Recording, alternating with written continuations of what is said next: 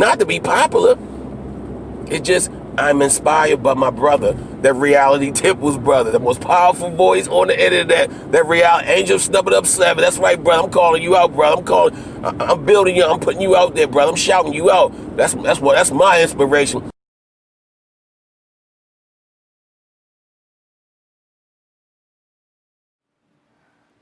We are in a state of emergency. Prejudice. Wrote a song about it? Like to hear it? Here it go. Free your mind.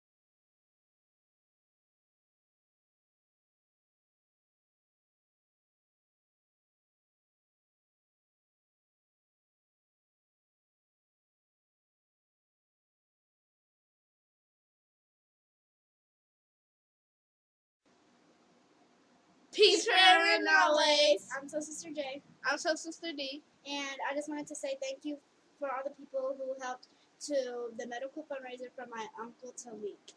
And it has meant so much to us that you would help, because without you guys, his life would not be possible and we would not be with him today right now. And I just want to say, for all of you that helped and that donated, I would really like to give a big thanks, and I hope that I can meet you one day and say thank you in person. I love you guys, and next. Okay, thank you for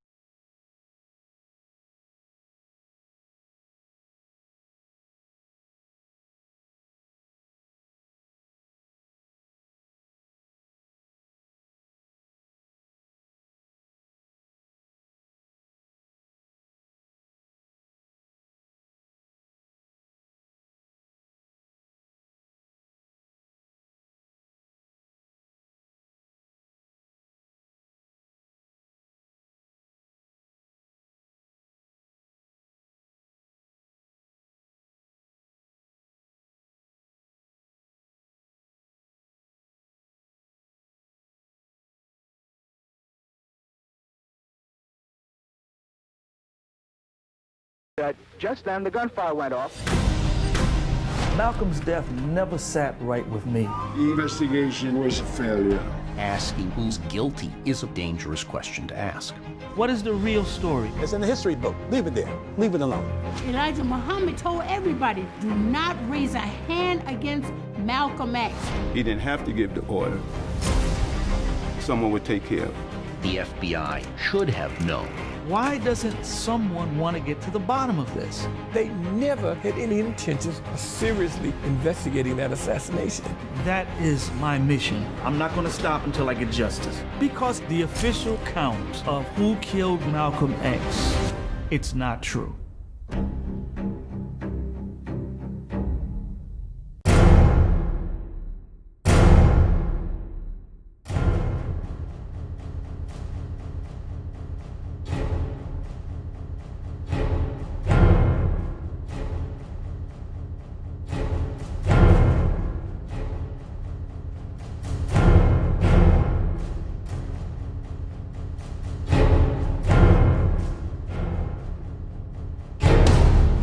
I ordered this book, God is on Trial. I ordered this book from Amazon, and I must say I've read it. It's very well written, very thought-provoking. We want to make sure that we're not just working to be first, but we're working to be right. A lot of times there are situations when things are just happening so fast. It's always important to be fast, but we always want to be right.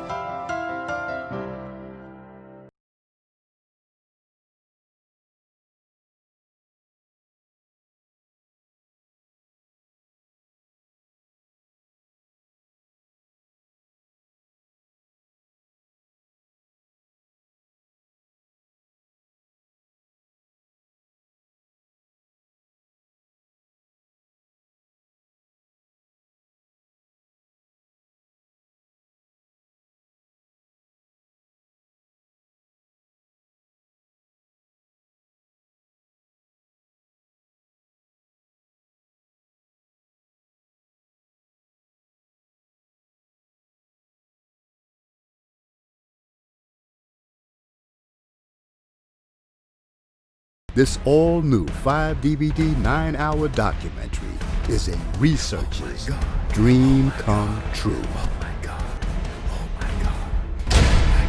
Oh my God. It's an educational masterpiece.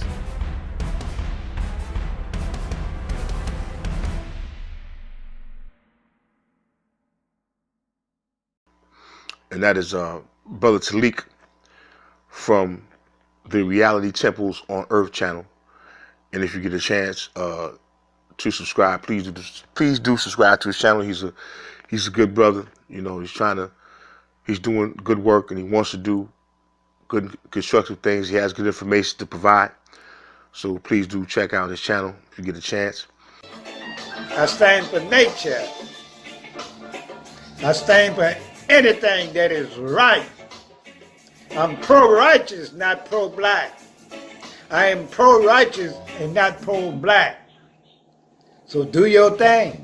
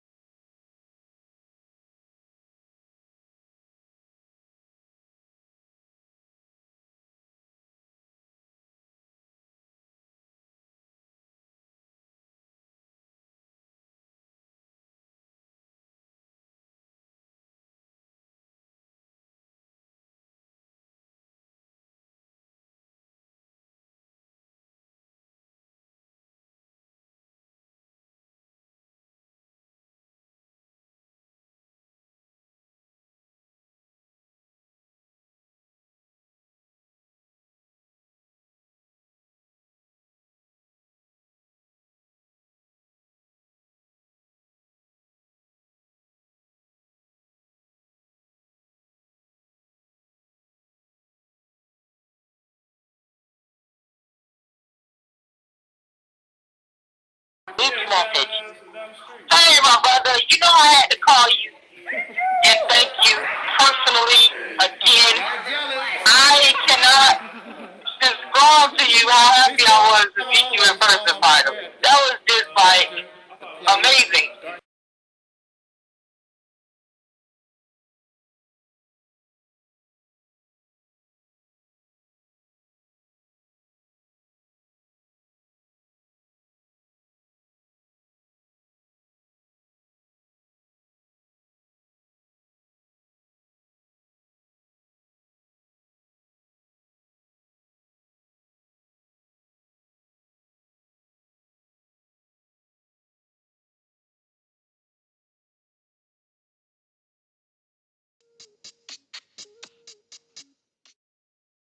Set in Philadelphia, follow Camille Ebony as she discovers the woman she was meant to be in the blink of an eye, seemingly when her marriage, career, and life are rearranged, when a cool stranger enters the mix.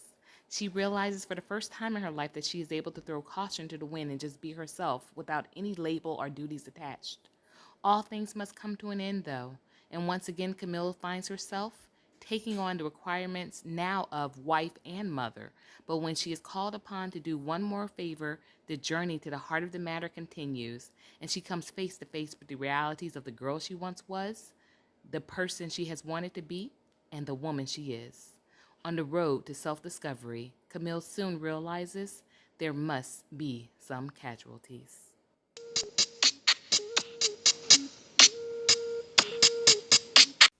Let's be honest. If black folks are going to get reparations, then they're going to need a 4-star general's approach to it. It will have to be approached in an organized, sustained, military-like way. A flamethrower of a man will have to be the keynote speaker concerning reparations. Brother Malcolm would have been the perfect man to go into the United Nations to pressure the power structure to give us reparations. But he's no longer with us, and his brothers who helped stop him haven't picked up the tab. They weren't serious. If reparations is going to be addressed, then a serious individual like this brother named Taalik Ibn'rad should be sent to the UN to speak before the General Assembly. Taalik has the qualifications to be taken serious. He's been consistent in his seriousness. He's a man that's not going to go into the UN and bite his tongue.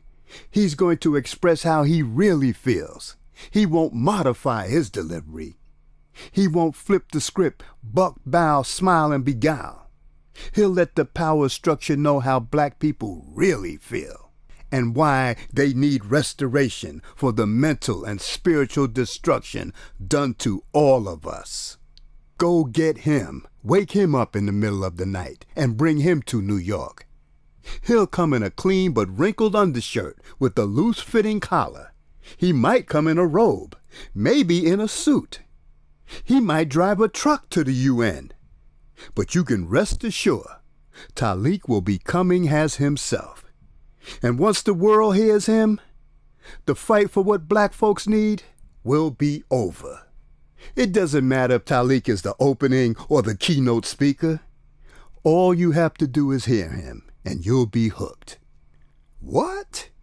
Meet you at the old Autobahn so we can rally up and organize the people? Haven't you heard that place is always closed? The old ones in the power structure vowed that they would never again give the people that kind of space to assemble. They are scared of Malcolm's ghost now returning to the crime scene. That's why that place is always closed.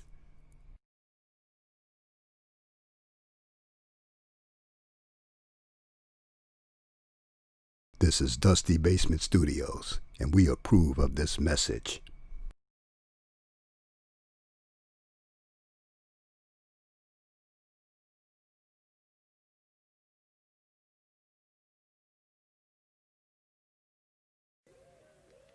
Gomane.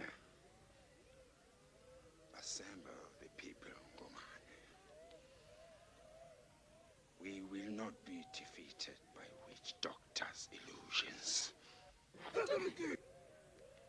Gomane. Assemble the people, Gomane. We will not be defeated by witch doctors' illusions. Gomane. Assemble the people, Gomane. We will not be defeated by witch doctors' illusions. Gomane. Assemble the people, Gomane. We will not be defeated by witch doctors' illusions.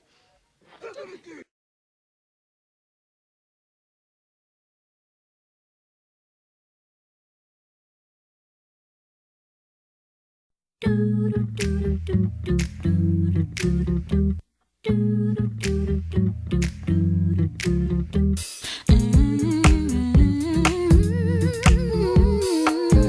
keep it real. What, dear? Because I keeps it real like that. I keeps it real.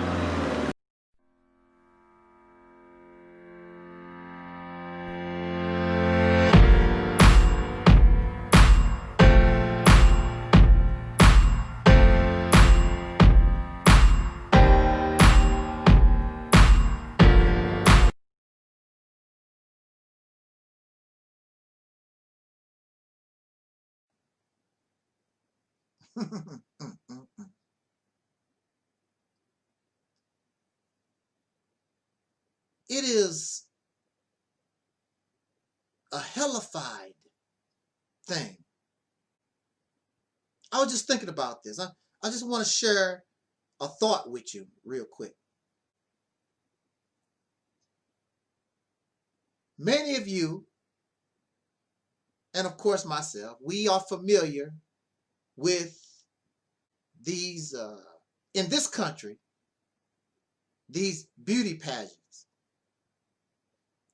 You have Miss America, you have Miss Black America, you have Miss Teenage America, and all these different beauty pageants.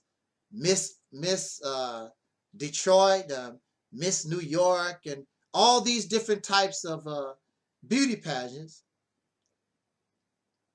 And one of the competition, one of the, how do I say it? Anyway, one of the things that you have to do in these competitions is, as a woman, is you put on this little bathing suit, this little two-piece. Usually it's a two-piece. Sometimes it's a full bathing suit type of thing or whatever. And you know, all your womanhood is out, and you can see the imprint of your womanhood between your legs, and they smiling and, you know, throwing their hair, and they prance down the roadway, the runway, or whatever you want to call it, walkway, in front of the judges. And a lot of times, of course, you're going to have a lot of lustful men looking all between your legs and down your breasts and whatever. Some of them have a foot fetish and they looking at your feet. I wish I could suck them toes, boy. You know, you just a piece of meat going down, you know, stripped yourself down to almost nothing, and I just want to win a prize, and I'm sexy, and go. That's how it goes in this country. And it's funny because they call this a Christian nation, and this is how, and it's acceptable, this is how women are treated, and this is how women are conditioned to basically be some kind of piece of meat, some type of toy, some type of tool to be used, going down half naked down these runways. I want to win a prize. And usually these things are put together by men, because men don't think very high of women. Men in this country view women as something to use, just a toy, a slave, a servant, basically, whatever. Now, the ironic thing, and that's what brings me to this video, I was just thinking, is that to make it look like it's something that women want to do, they find other women to judge the women walking down the runway. Now, what woman in her right mind want to look at another woman half naked because this woman don't have nothing she hasn't seen before? What woman want to see another woman throwing her breast back and forth and see her vagina all puffed up because of this swimsuit between your legs and a booty out and a string between your butt cracks and all that? What woman want to see another woman like that, and you judging her on this? That's a hellified situation. That's a hellified place to be. But men do this because women are participating. It's all right to justify their exploitation of the woman. What it reminds me of is when, during physical slavery, the slave master got another slave to whoop another slave. So whatever the man do, I'm just going to get me a woman. See, the women are participating in their exploitation. So we're not doing anything they don't want to do. They're doing this voluntarily. And after slavery, you don't have to threaten another soul brother and sister. You have those who will be happy to slander you, spread gossip, even murder you. Don't need a slave master to tell them to kill you. They will be happy to do it on their own. It's the same thing. The women or the woman gender has a slave mentality, and they have been conditioned to be slaves for thousands of years. I would assume, and it is logical to guess, that the first human slave was not a man. The first human slave was women. And when you look at all the religious, spiritual texts or whatever that's been left around the world, you will see that, and these tribal and cultural traditions for thousands of years, you will see the woman in a servant-like condition. She is never in a leadership role, very rarely. And if she is in a leadership role, she has the same mindset, the same mentality as her oppressor. Oops, who do they remind you of? It reminds you of the so-called Negro, the once called Negro in America. These who were once slaves, now they are free. They think like their oppressor. You think just like the Caucasian people. I don't care. You can say Assalamu alaikum. You can say Habarik Ghani, Shalom, whatever you want to say. You're nothing but a walking version of your oppressor. You're nothing but white people with dark skin. And these women are nothing but men in a female's body. Because that's how they've been conditioned. They've been conditioned by men, and they have become men. Matter of fact, it gets to the point where they physically want to be a man now. They physically want to be a man and act like a man. And then you don't make it no better because you leave these women alone with their children, and they are forced to be mother and father. So these men who talk about this, it's the men that created the problem. It's the men that created the problem. And so now you have women, they turn on each other because I'm a man and men are attracted to women. So now you have this woman, she looks at another woman because in her mind, now she has become a man. So of course she's supposed to become a lesbian because she's been conditioned to be a man. So why are these men turning into women? Because it's easy. If these men gravitate towards being and think that they are women, they don't have to accept the responsibility for being a man. They don't have to worry about being a warrior and a provider and a protector. Because I'm a woman, you should be doing that for me. Because I'm a woman just like they are. We are born in a freakish, and all this happened because of an unnatural situation. Slavery is unnatural. You have soul brothers and sisters, my ancestors, your ancestors in this nation, in an unnatural situation.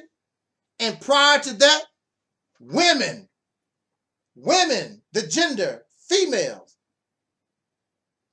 been in a slave condition longer than we have been slave due to race, skin color. Because no matter what your race is, if you're a female, you will see the female exploited in China, on the African continent, in Antarctica, all over. It's very rare that you can go anywhere and you live in a patriarchal type society that women aren't exploited. Very rare. You might find where the female is treated on an equal basis in primitive, so-called primitive societies, but definitely not in so-called civilization. The male runs things. He's the slave owner, and these are the slaves. And the only thing they can do is sit back in the cut. Things will be better. What do women do all the time? We fighting for our rights. Things will be better. What do the so-called Negro, the once called Negro, what do we all the time? It's going to be better. Things getting better in this country. Shall get better. Waiting on the man to become, to gain some kind of humanity to treat you right.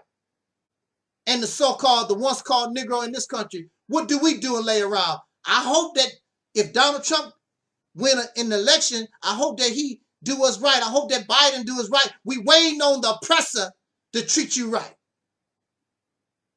When will the female, when will the once called Negro, when will these oppressed victims, these slaves, when will you wake up and take your destiny in your own hands? And stop waiting on these suckers. And why should you wait on them? Wait on them to do what they should have done thousands of years ago. You should never have been a slave. You should always have been treated right. These suckers are out of their mind. And most men don't care because they like being in a position to have some type of advantage over the woman. And you don't expect Caucasian people or white people, pink people, however you want to call them, you don't expect them to go all out their way to destroy racism when they benefit from it. Why do you think there was a civil war? There was a civil war in this country because slavery was a way of life. These people was living this privileged life for hundreds of years. Now all of a sudden you want to talk about taking it away? I don't have no skills. I can't build a house. I don't know how to do nothing. All that my slaves do. I can't even hardly get a drink of water on my own. I go get my slave. How pathetic and how pitiful. But that's how they was living for hundreds of years. And you gonna take my lifestyle away from me? Yeah, we going to war. It's a lifestyle. And so religion that was written by men and spirituality, all these things created by men, ain't no God, ain't no demons, nobody from no other world come and taught you nothing. Men brought us these things, and these things, religion helps justify the exploitation of women. Religion helps justify slavery. You can do a Google search and you will see all the verses in the Bible and the Quran where religion justifies slavery and the exploitation of women. So I don't know why you ladies would want to even be involved in religious teachings. You have not done your research, and clearly you have not got the information.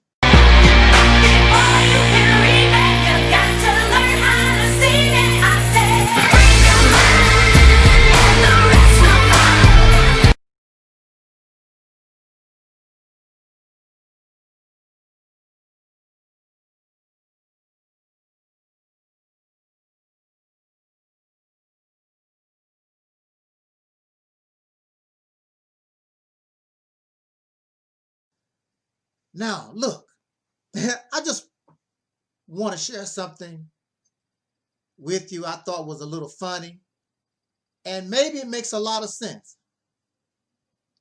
I was going back and forth in a conversation with the brother, and he's not religious, but he believes in some kind of creator. And it was tick for tack. He'll say something, I say something. And at the end, or towards the end of the conversation, he said that maybe God is upset because, or maybe, no, what it was. He said that, oh, let me get this right. Now, how did he put this? He said that, I'm going to have to paraphrase it. He said maybe God has a problem because he can't get a girlfriend. Something to that effect. And I had to laugh, and it made me to think. Now, In religious scriptures, in religious texts, God, first of all, God is a title. And sometimes they call God by name, Yahweh, Allah, or whatever. They give God, well, Allah is a title also. Allah means God in Arabic. But sometimes they give God a name, but usually God is just the title. Even so, God is always made reference to as a male. You do not hear, she created the heavens and the earth. She do this and she do that. God is taught from a masculine point of view. Always. Not neutral, purely masculine. To the point where you say he. God is a man. In the Nation of Islam, they teach that God is a man, not a woman. God is a man. Jesus is God. Jesus was a man. God is a man. Now, if God is a man, or if you view God, even if God is a spirit, you're calling God a he. And when we talk about a he means that he has a gender and he has a penis. Now, if God is a man, flesh and blood, like in the Nation of Islam, of course, God would have a penis. Now, also, if God is a spirit, why would God need a penis? Anyway, you say that God created himself out of nothing. So why would God, if God can create himself out of nothing, why would he need a sexual organ? And if you're calling God a he, there has got to be a she. Because if there was only a he, why is the need to put attention on the fact that this God is a male, that God is a he, unless there was something else to compare the he or the penis with? And in our reality, and from what we know here, in order to reproduce, you have to have a he and you have to have a she. You have to have a male and a female. Male is he, female is she. And usually they go hand in hand. You've got to have one or the other. They go together as one. So in the marriage ritual, that's what you're doing. You're going through a ritual and you're saying that this male and this female, now they have become one. They belong together. Now, going back to this God being a he. If you notice, if there's a God, there has got to be a goddess. But this God never shows that he is connected to a female. Now he has a penis. You gave it to him. You call him a he. God is a man. God is masculine. But then again, from my viewpoint, God never wrote the Bible. The God never wrote the Quran. This came from men. So of course, this God will be he. So it brings favor to the creator, the real creator, which is men. I created the God. I'm going to make you a man. Just like those guys made Superman a man. They did not make Superman a woman until later on. And these men made Spider-Man and Batman to reflect their own gender. The first superheroes that we know of, the first superhero was Superman. And then, of course, later, when Batman and Superman became popular, they wanted to get women involved because women was always there, but they was of no concern because the creators of these gods in these comic books, Batman and Superman, was young boys or men. Hold on a second. Excuse me for that little disturbance. I hope that it had not taken me off my train of thought. So we have God and we have goddess. Goddess is never mentioned, and you will not hear about goddess because the scriptures was written by men, and men put things into, can only identify with men because they don't really see nothing special about females. They don't see nothing special about the men that wrote these religious books was woman-hating men, and their God reflect their attitudes. And this God really don't care too much about women either. When he picks prophets and representatives, generally he picks men. Anybody of significance, it's a man. It's Noah, it's Lot, it's Abraham, it's men. You very rarely, and every Sunday, they very rarely talk about women. Even though when you go to church, that's the majority of the population in the church is a bunch of women, and the main ones and the ones, they like women for your body and because you can cook and clean and serve. Women is in a servant-like condition. But see, this is the funny thing. Now, women of flesh and blood, y'all accept that slave-like condition, that inferior position, and they try to justify it and talk about how pretty it is to make you feel good, but when it's all said and done, you are an inferior, you are a servant. And so the comment was made, this God does not have a goddess. It's just God running around here making decisions and doing stuff all by himself. And I see why God is alone, because God has no respect for womanhood. God has no respect for the goddess. So if there's a God, there has to be a she, there has to be a goddess. And see, a goddess, unlike some of you females, they're not going for that. I'm going to be equal with you because I'm a goddess. Whatever you can do, baby, I can do also. You're not going to have me. I'm not going to be following up behind you, serving you, and bowing down and worship. I'm a goddess. I don't do that. We treat each other equal. You get me a cup of coffee, I get you a cup of coffee. But see, women-hating men made up God. So in the scriptures, correct me, I don't know exactly how the story goes no more because a lot of that stuff, I don't even, I barely remember. But according to the scriptures, this God is so desperate because he has no girlfriend, he has no goddess with him. He seeks out human flesh. And he sought out Mary and got Mary pregnant. Now, Mary did not have a relationship like that with God.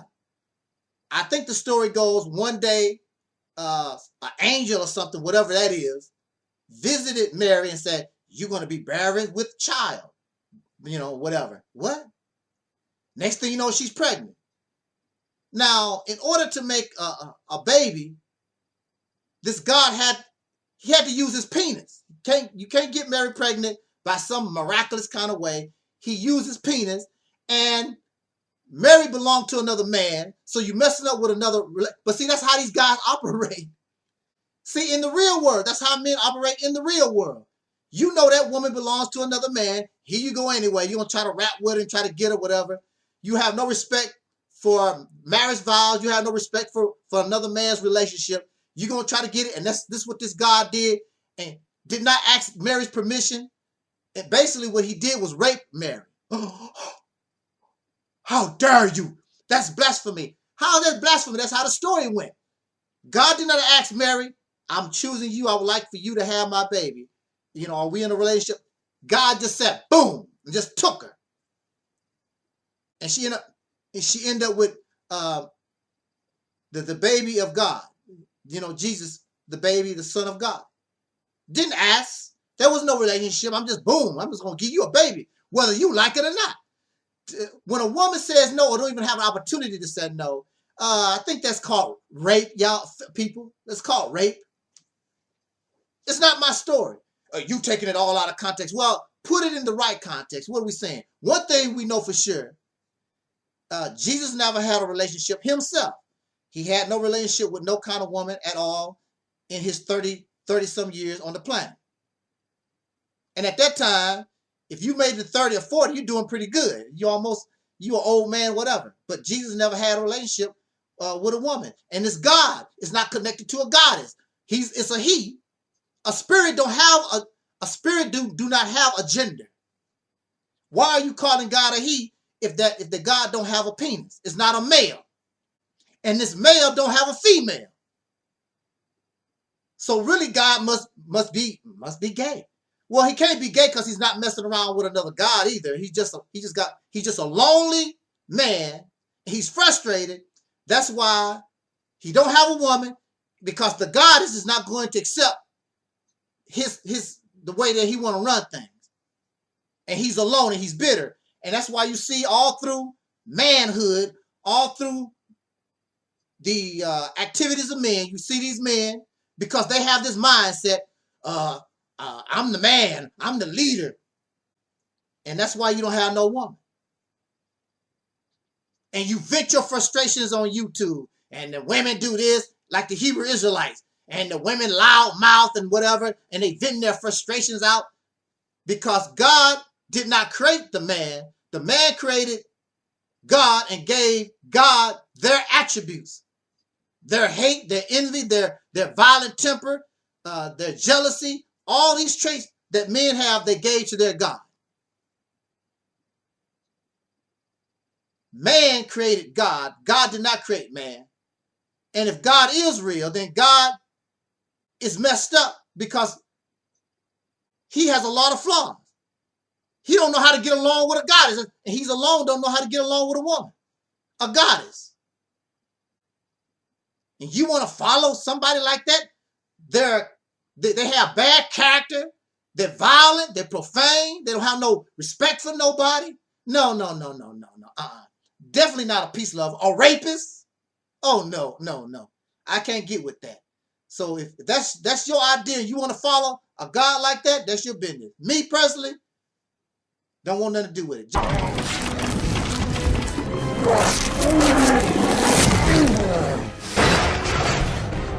Hulk smash!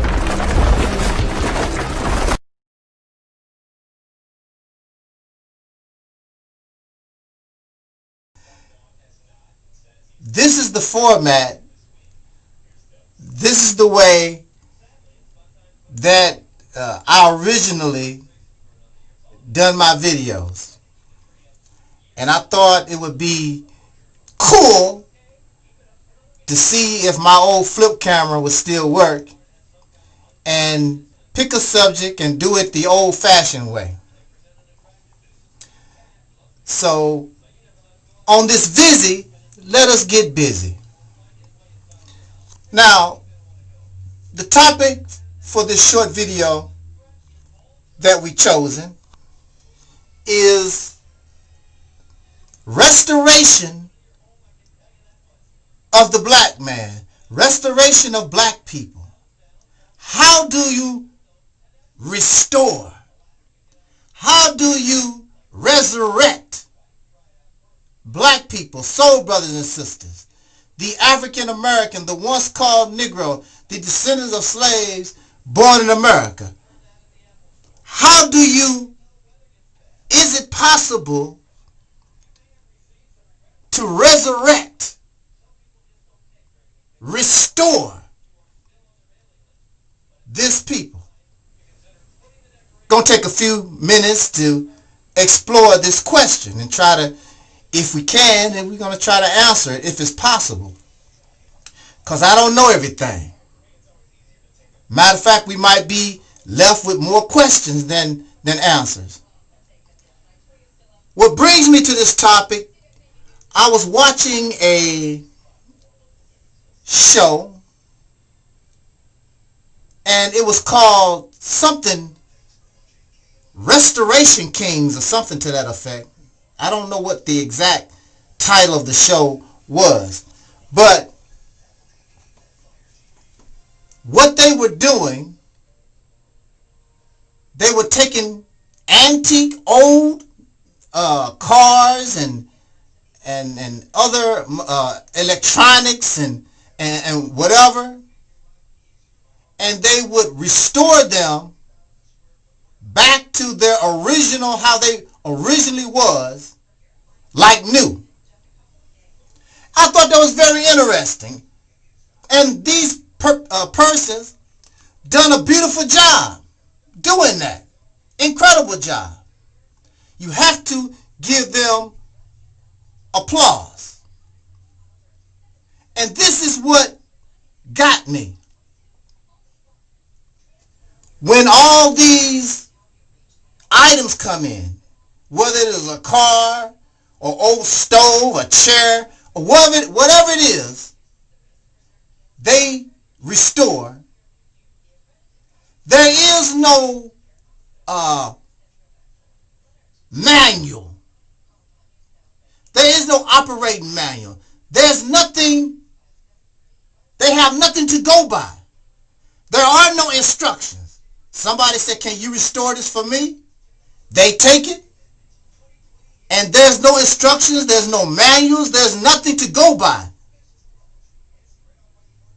But after a certain period of time, the owner of the merchandise come back, and the item is restored like it was brand new. I found that very, very interesting myself personally, because I began to think about us. I began to think about we, the so-called Black American in this country. And there are those who claim that they can restore us back to what you call the original man, back to being rulers of the planet. Well, first of all, in order to restore something back to what it was, it had to be that to begin with. Did you understand what I'm saying? If it was a Model T, if it was an old airplane, if it was a crock pot, whatever it is, it had to be that to restore it back to what it was originally. Now, they are telling us that we are original African people, we are original Native American people. That's where you have a serious problem, and that's why you're not progressing. That's why you're not getting anywhere, because in order to restore somebody or something back to its original state, it had to be that to begin with. The descendants of slaves born in America, the African American, whatever you want to call us, you're trying to restore us to something we never was. See, that's why you're having all these problems.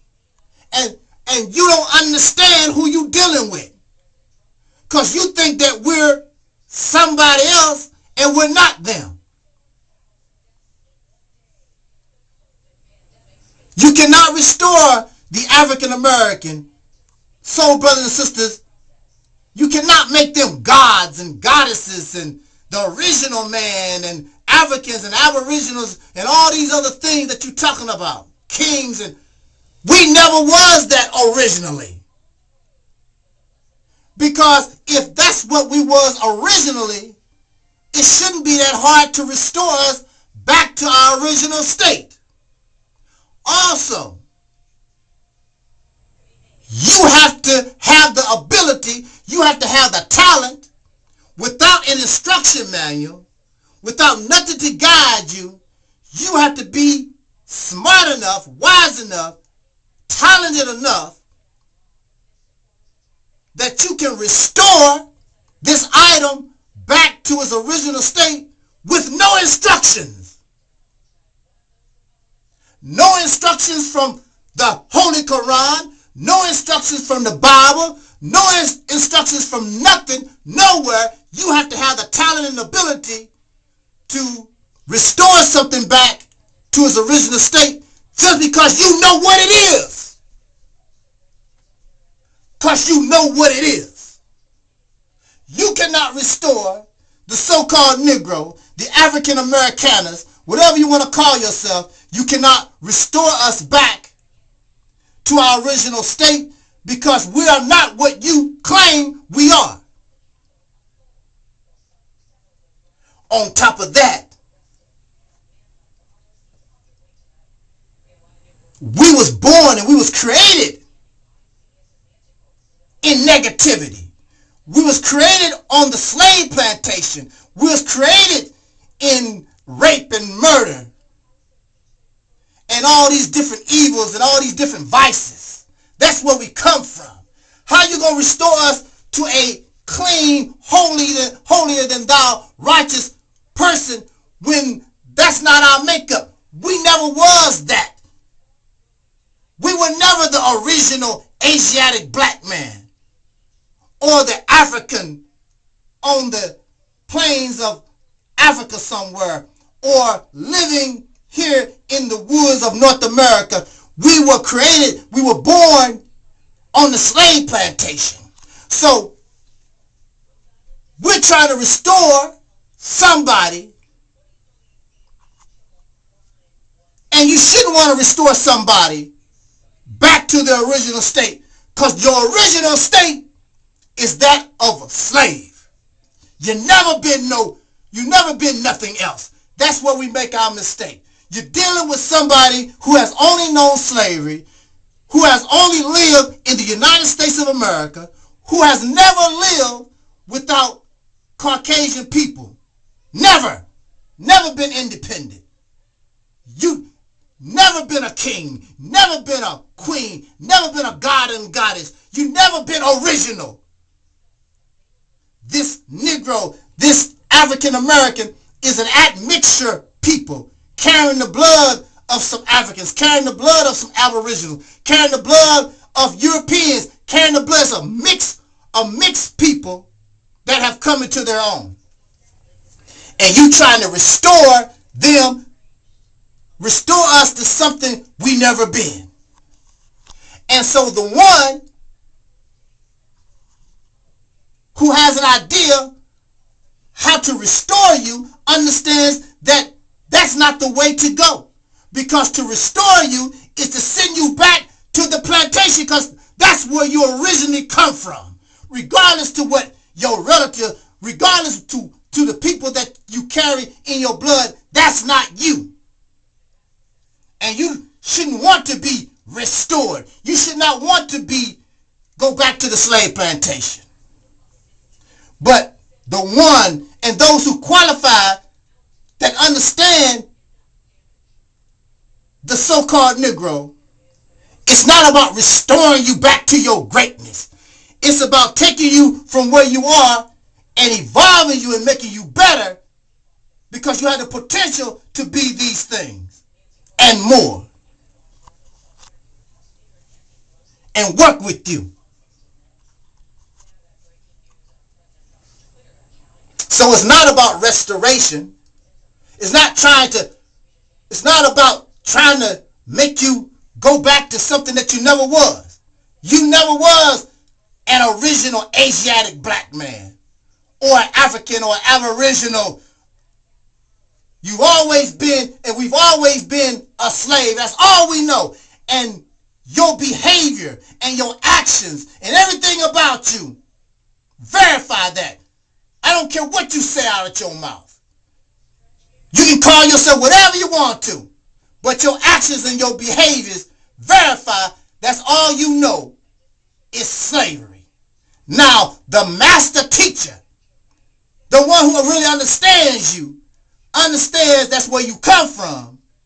And now, just like a child fresh from the womb, now they're going to be able to shape your mind, make you understand where you come from, cause you to evolve. Just just like a seed in the ground coming up little by little to make you better than the slave plantation. Not talk about being God, not talking about being a king and a queen, but being bowdy and doing it. Not talking about it. Those who are seeking to restore somebody to something they never been, you will never be successful because these have never been that. You ain't never been that. You have no idea how to govern nobody. You never been a ruler. You never governed nothing. And now this is your opportunity and this is your chance. You have an opportunity to grow. We are a brand new, unique people, and we have the potential of that type of greatness and more. And what makes us special, since we don't have the blood on our hands of so many others, as we work on ourselves, as we evolve, we can show the humanity how to grow into the utopia that y'all talk about only in mythology and fairy tales. This utopia where everybody's holy and righteous and blah, blah, blah, that never existed. But you and I, because of where we come from, the horrible place that we come from, those who understand our potential, those who understand who and what we really are, once we grow into that, we can be the shining examples of the rest of humanity of how human beings should be, instead of this mess that we find ourselves in. So I would say that it is a terrible mistake, and that's why we're not progressing in this nation or nowhere, because you're trying to restore somebody to something that they never been. I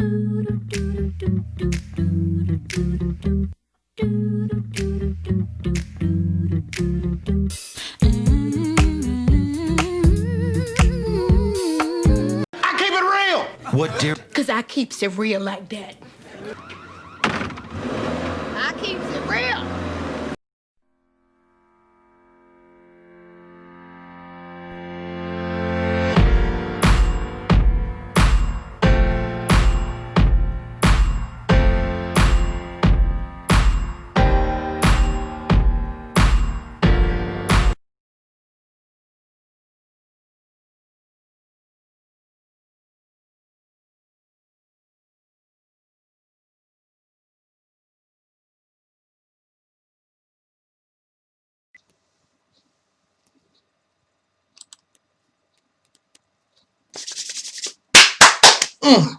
Woo, let me wake up. Now you know, when I start off that way, there's something that grinds my gears. I really don't feel like talking. I'm not in the mood. But this is a topic. This is a subject I want to talk about because it does grind my gears. It really has me a little upset. And I'll tell you why. What grinds my gears? And we want to answer the question. And we want to be fair. We want to be just. And we want to stick to the point I'm making, not take personal shots at a person. This has nothing to do with a person. How do you say that? Not their person, but an idea or a behavior. It has nothing to do with outside of that. This is just behavior, an ideology or a belief. Has nothing to do with this. This has nothing to do. Am I saying it right? This is nothing personal. Has nothing to do with, this is not personal. We want to answer the question, is Minister Louis Farrakhan, because I hear this, and you see this written sometimes, that Minister Louis Farrakhan is a revolutionary, a liberator. Now, is Minister Louis Farrakhan a revolutionary, or is he a poverty pimp? We want to answer that question real quick. Not going to hold you long. We just want to try to bring something here. You can agree, you can disagree, but there's only one truth, whether you agree or disagree. And most times, people hate the truth. They don't like reality. So I'm very sure for many, because they don't like the truth, they claim they do, but they really don't. They don't like reality. They will not like the conclusion. Well, I already know what you're going to say. Well, if I'm not bringing us reality, if I'm not bringing us the truth, please feel free to make a response video. Please give me permission to put your response video on my channel so all those who listen to this can listen to your rebuttal. I have no problem with that. But you will not put this on your channel. You will not submit this to the Nation of Islam website. You will not do that. They will not accept that. I'm not worried about what I say to be scrutinized. But you worry about those who may listen to my voice, listen to this commentary, and it will shake something in their head, and you will lose followers. That's what you are afraid of. I'm not afraid of losing followers because I'm not looking for followers. I'm not looking to convert nobody to anything. I'm not trying to change your mind about anything. Your belief, I'm simply making a commentary. I'm not looking for nothing, but you're looking for something. You're looking for more sheep for your, what do they keep put sheep on your farm or wherever you have your sheep? You're looking for more slaves for your plantation. And this type of rhetoric, this type of talk may cause them to not want to come to your plantation or cause some of those who are already on your plantation to leave. So, of course, you don't want to put this on your website. You don't want to submit this to the Nation of Islam website. What you scared of? You scared of exactly, you have fear of exactly what I'm talking about. Folks listening to what I call real truth. And they finally see the reality of things.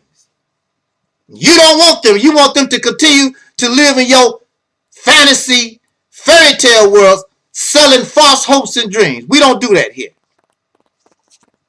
Is Minister Farrakhan a revolutionary? Is he a liberator?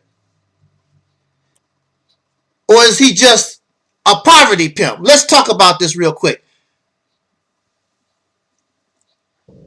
Is he a revolutionary? A revolutionary means is somebody who rebels against a system. And usually that system is oppressive. So you revolt. You revolt. You rebel against that system. And the question that I raise is, how can you be a revolutionary? How can you be a liberator? How can you revolt against a system, but yet and still you take the money from the poor and the suffering and the oppressed, and you take that money so that you can live a lavish lifestyle for yourself in the very system that you claim that you are rebelling against, the same system that you claim you want to liberate your people from, is contradictory behavior. Somebody told me he can do whatever he can with his personal money, if that's your personal money. But from his mouth, he would tell you that's not his personal money. I've heard him say many times, my followers take good care of me. If it's your personal money, you personally do with your money as you want to do. However, again, when it comes to us being a revolutionary, us being a rebel, a liberator, those who have personal money, we use our resources and give to the revolution. Like these men. You have Dr. Martin Luther King Jr. and we have Brother Malcolm X Shabazz. Dr. King lived. Malcolm X lived with the people they said that they were speaking for, fighting for. They lived in those communities. And when Dr. King and Brother Malcolm, they both was assassinated and murdered, they died as paupers. They did not live in a mansion. They did not have a swimming pool. They were not wearing $1,000 suits and alligator shoes and whatnot. Because a real revolutionary, a real rebel, a liberator, all your resources. Dr. King took his, I believe it was $60,000, $50,000, $60,000 Nobel Peace Prize Award. He took that money and invested right back into the struggle. Malcolm X, whatever dimes and dollars and he could get, invested right back and kept it in the struggle. You do not live lavish. You do not try to live the good life until your people are out of oppression. Thus, you support the very thing you claim that you are fighting against. It's contradictory. It makes no sense. And you see how these brothers, how they was treated, and eventually how their lives was taken. It was not an easy life for them. But some people can go all around the world with $1,000 suits and hair all permed up and colored and shaking the hands of different folks around the earth at your expense and bring you back what? And bring you back what? And then they come home to their beautiful mansion. It's not called a house. It's a mansion. It's not a house. And they live on your dime. The mansion is not in your neighborhood. You cannot drop by and say, how you doing? It's gated or whatever. It's protected away from you. But you gave your dime and your dollars so that this person who loved you, who lived this lavish lifestyle, this revolutionary. Now, here we have a picture of Mr. Farrakhan shaking hands with Fidel Castro. Do you think during the Cuban Revolution that Fidel Castro was living some type of lavish lifestyle? I heard that for years he was in the trenches, starving, suffering, muddy, nasty. That's how he he lived until he was able to defeat his oppressor, being a revolutionary.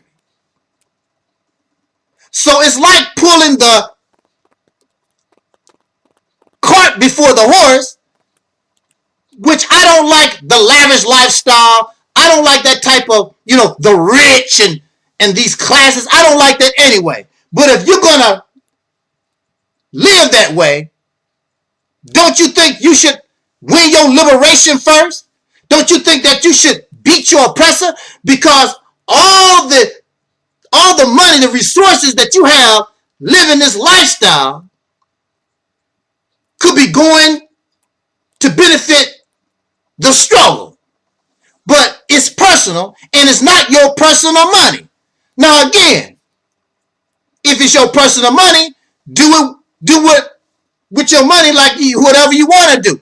But I would still question a person that claims they are part of the revolution and they are a liberator and they are living in a manner that continues to support the system, the society that you are rebelling against. It's contradictory. It's hypocrisy. It does not make any sense. You playing both sides. And the poverty-stricken side, the oppressed, make you rich. Yeah. I love my people. I do this for my people. I guess you will love your people when you was broke down and out, drinking sewer water. Then you fill your people's minds up with these selling them false hopes and dreams and all this fairy tale rhetoric, and they give you thousands and millions of dollars. I guess you will love them. And what do they get? What do they get? Except feeling good. Did you create low income housing in the neighborhood? Did you bring a supermarket with decent prices for good food? What are you doing since you're a rebel and a liberator and a revolutionary and your people got you living this way? What are you do and what have you done for the people? Absolutely, when it's all said and done, you throw a little bit. See, that's how you get them, by giving them some biscuits, giving them some trinkets, and they happy with that. The same way they was happy with the oppressor. The oppressor would give you a extra biscuit on your plate, give you some molasses for your pancakes. And that's all these type of liberators, revolutionaries, that's all they do to you. And you fall for the old okie doke. You went from one slave plantation to another. How do you win? So you have these revolutionaries. And some of them are religious, as in this case. And they always talk about Jesus. What's his name? These different pastors, I don't keep up with their names. Creflo Dollar and what's his name? Joel Osteen, and it's a whole gang of these old poverty pimp preachers, fake folks. They said Jesus is their example. They always foaming at the mouth, telling you about Jesus. Jesus did not live in a mansion. Jesus could barely ride an ass or a mule. Jesus was poor. And you saw what happened to Jesus in the end. Jesus was crucified. Murdered like these men who were revolutionaries. You might not agree with the mythology of Dr. King or the mythology of Malcolm X or whatever, but that's what happens with revolutionaries. They have a high probability to be murdered and killed by that which they rebel against. So it was with the Jesus of the Bible. So I'm told. Jesus never existed. But as far as the story of this Jesus who was rebelling against corrupt and wicked forces, that was his fate. Crucified and died on the cross as these men who died in rebellion. Nat Turner died in rebellion. Real revolutionaries. Nat Turner did not live in a fancy house. And Nat Turner was a Christian. And he did not run around talking about Jesus this and Jesus that. Dr. King was a Christian. And he did not run around trying to convert people to Jesus Christ or to Christianity. Malcolm X was a little different. He was selling you Elijah Muhammad, but then when he left the Nation of Islam and decided to create his own organization, he understood he had to separate religion from the revolution. If you have the right state of mind, as in the case of Nat Turner, as in the case of Harriet Tubman, you can use religion. You can use that influence that you get from belief in God. You can use that to help you rebel against your oppressor. But most times, especially in 2020, 21, we find, and Malcolm started to see even during his time, that when you mix religion and revolution, it's not gonna work.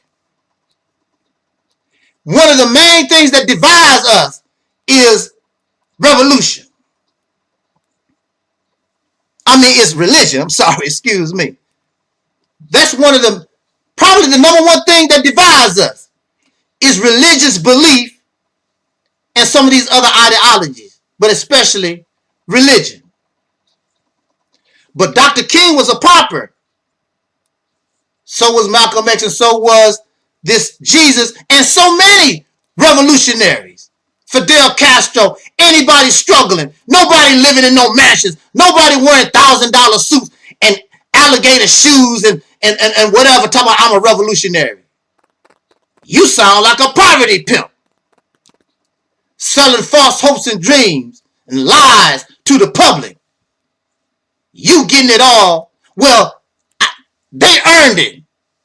And that's what I hear. Oh, they earned it. They worked. No, you begged and you told the public, if you support me, you donate to me, then this will happen. I'll bring this to you and God will do this. You lie. You lie. You're a liar. You pimp the people looking for a way to escape corruption, escape their reality. They want to change their life. You lie to them. So we wear $1,000 suits and we live in mansions and we travel around the world. And I heard this man. He said out of his own mouth, I'm a free man. And the reason why I'm free is because my followers take good care of me. So I can go all around the world and I can give your money to other people, not giving your money back to yourself. Other people so they can praise me. Oh, Mr. Farrakhan gave me such and such amount of money. Farrakhan helped me do this. Off your back. What do you get? Oh, how foolish. How stupid we are. We keep falling for the same okie doke over and over and over again. I'm a free man. My followers take good care of me. But what about the followers? Are they free? Can they just get on an airplane and go wherever they want? Travel the world and you will pay their bills or somebody? No. Most of them can barely leave their city.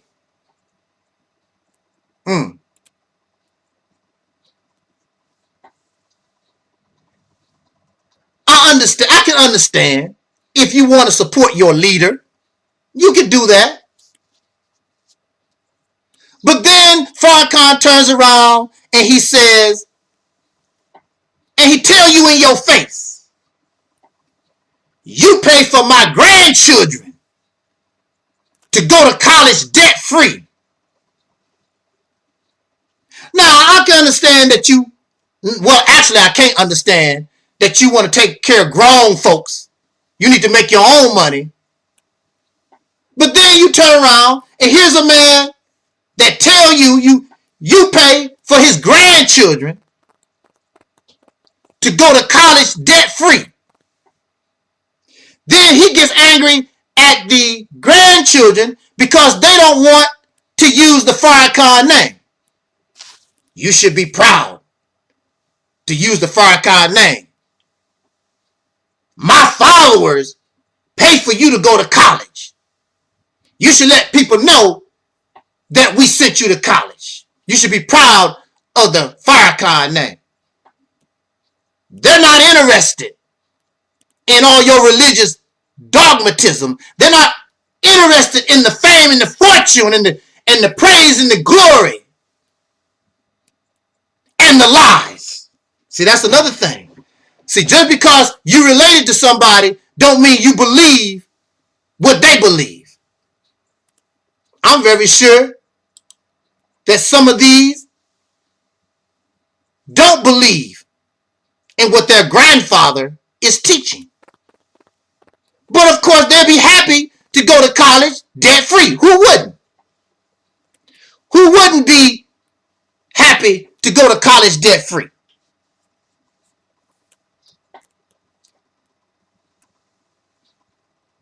And you don't feel stupid?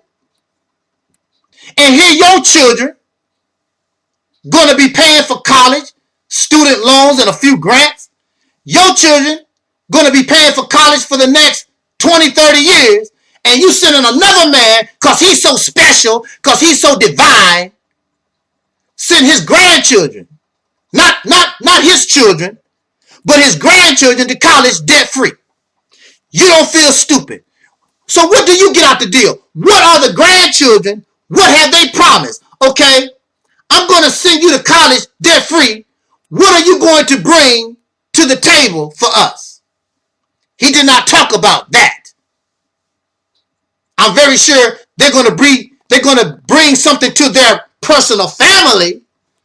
But what are they bringing to the table of revolution and liberation? You claim that's what you stand for. That's what you are part of. You invested in children, paying for them to go to college to do what? So, my conclusion, as if many of you already knew, is Minister Louis Farrakhan a revolutionary? Is he a liberator? Is he a rebel? Or is he just a preacher? A poverty pimp? You have to draw to the conclusion that he's a poverty pimp. There's no other way that you can see. I don't see it any kind of way.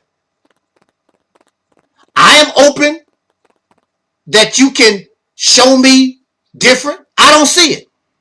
The usual exploitation of the poor, of the ignorant, selling false hope, making false promises, and getting rich. Exploitation. That's all it is. There's nothing honorable about that. There's no real revolutionaries that I can find. If it is, you put them in the comment section.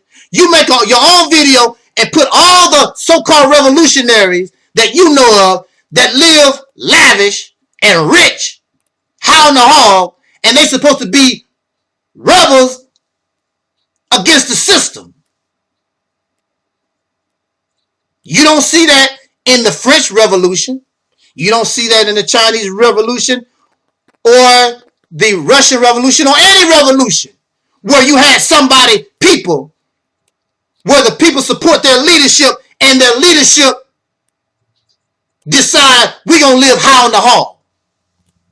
The best food, the best water,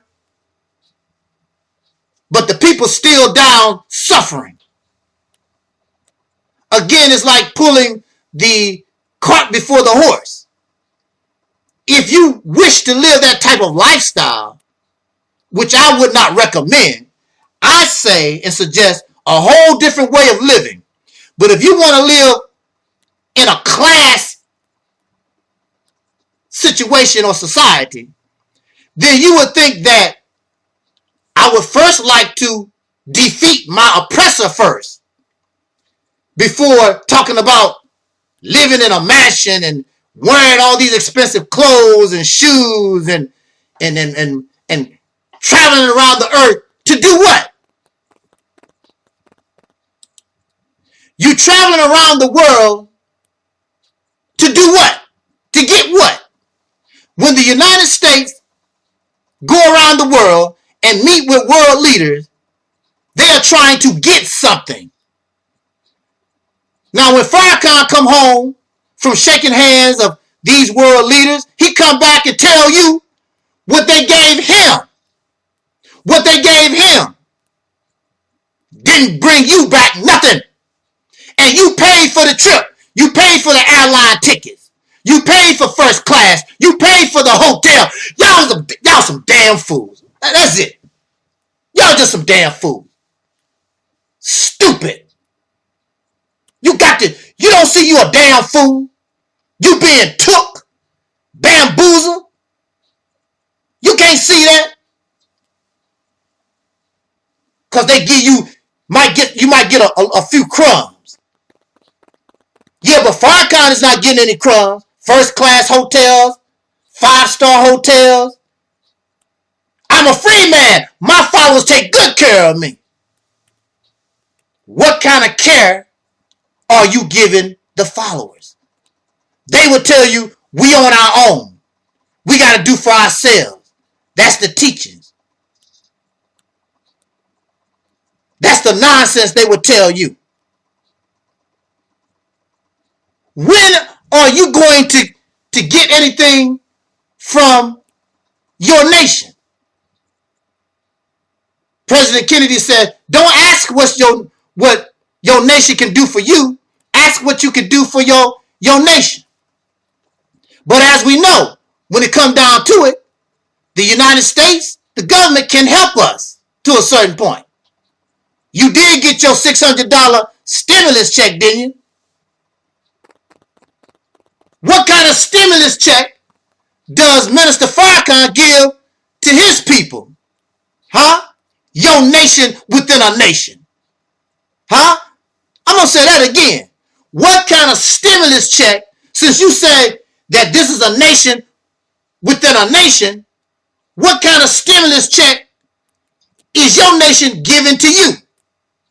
And you give your leader so much money, he can send his grandchildren to college debt-free, travel the world, first-class hotels, and pay for all these other people to travel with him.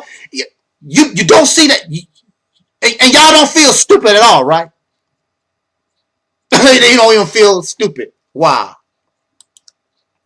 My favorite speech is the criterion of speech. That means nothing. No stimulus check. It does not pay your bills. It does nothing for you. A speech. Make you feel smart.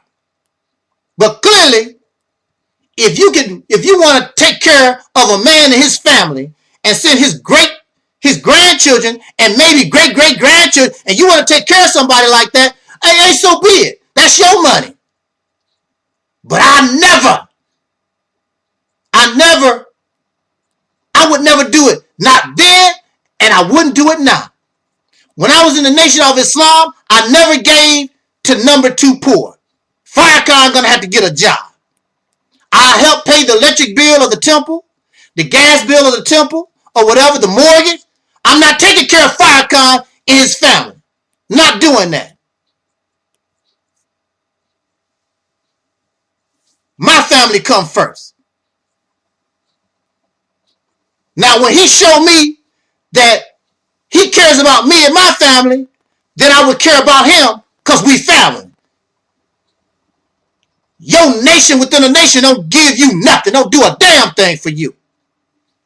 This is why I suggest to us to get on board,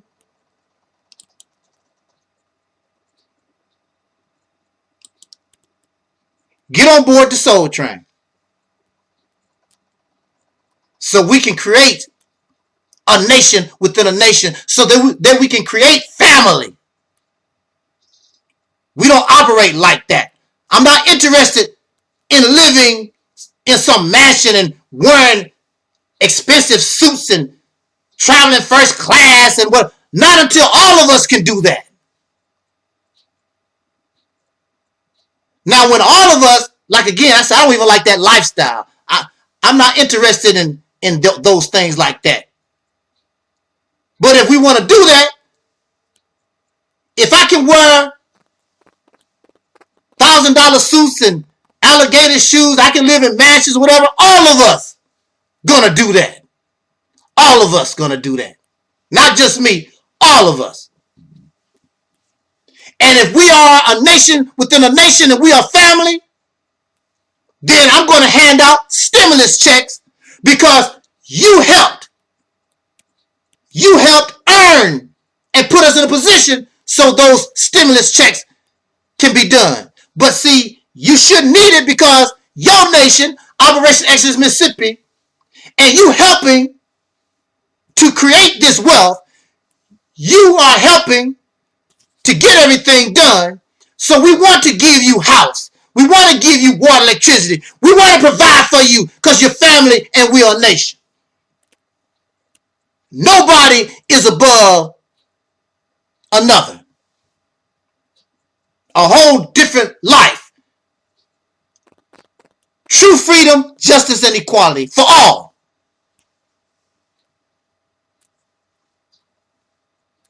So with that said, again, I'm open. I am open. I am not closed-minded. And don't tell me I can't comprehend. There's nothing that you have, there's nothing that you can submit that I can't comprehend. That's a bunch of malarkey. Some people don't mind being made a fool out of. But for those who choose not to, you listen to what I say. It makes sense. It's real truth. And now you've made the decision. I'm not getting on that slave plantation.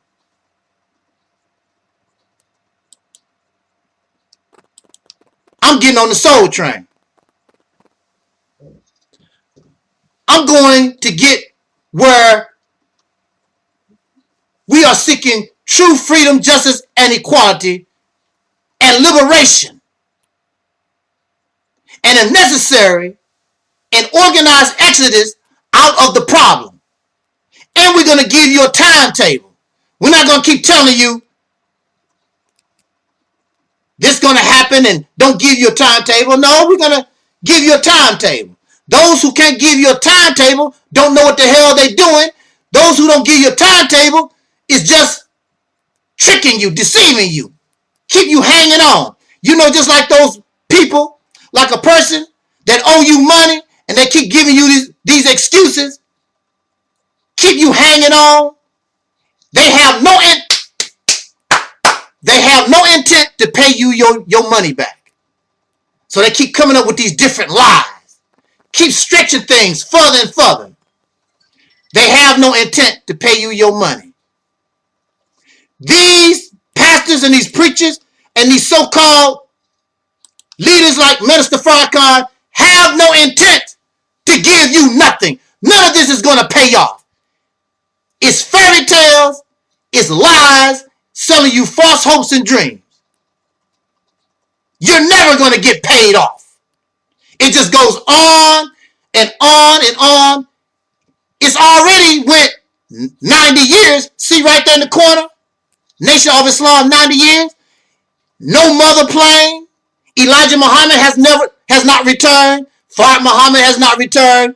Jesus has not returned. It just goes on and on and on. A never-ending cycle of deception, deceit, lies, and trickery. If you want to get with the real thing and get something for your hard work and your sacrifice and your suffering, then you need to, what's that old saying that they say all the time? You need to get away from that chicken dinner and get with a winner. And that is the plan, the vision of Operation Exodus Mississippi. Make sure you subscribe to the YouTube channel of the same name. Also, you can like the Facebook, Operation Exodus Mississippi. And don't be prejudiced. Don't be biased. Take your time. Listen to the videos on the YouTube channel, Operation Exodus Mississippi. Listen to the videos on our Facebook. Study, examine, really think. And if you really give it a chance, you will see that Operation Exodus Mississippi really is the best realistic option for the once called Negro, the descendants of slaves born in America. It's the best plan that we have. It offers the plan, it offers the purpose, the goal, and the vision. You can't beat it with a stick. You are doing yourself a disservice to ignore and reject Operation Exodus Mississippi.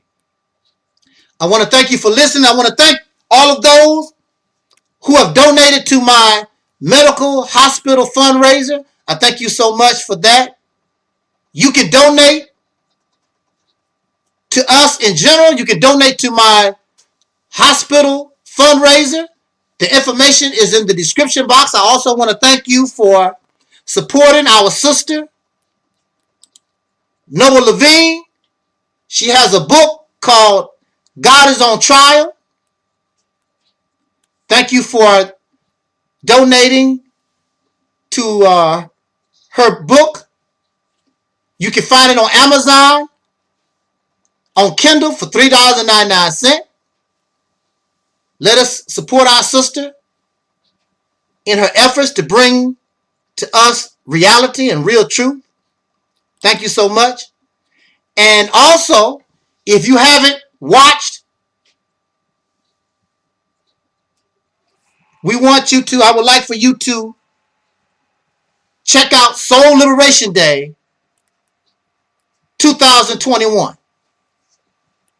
I have special guests that speak before the keynote address. And the keynote address, the topic is taking our destiny in our own hands. And it's a wonderful and beautiful video. The unity and the love and the respect that is shown on this video is incredible. And then, of course, I'd like for you to subscribe to the YouTube channel, Operation Exodus Mississippi. Like us on Facebook, Operation Exodus Mississippi. I think that's all the announcements. So with that said, we're going to end this broadcast, this commentary. And in the words of our late soul brother, Don Cornelius, as in parting, I wish us love, peace, and soul. We already 5,000.